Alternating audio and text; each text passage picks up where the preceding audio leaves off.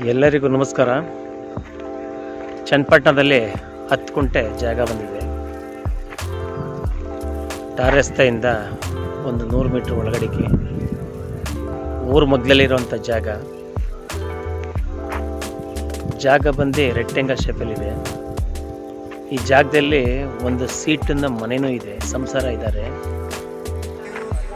ಊರು ಮಗ್ಲಲ್ಲೇ ಇರುವಂಥ ಜಾಗ, ಲೀಗಲ್ ಪ್ರಾಪರ್ಟಿ, ಜನರಲ್ ಪ್ರಾಪರ್ಟಿ. ಈ ಎಕ್ಸ್ಪ್ರೆಸ್ ಹೈವೇಯಿಂದ ಈ ಜಾಗಕ್ಕೆ 1.5 ಕಿಲೋಮೀಟರ್ ಆಗುತ್ತೆ.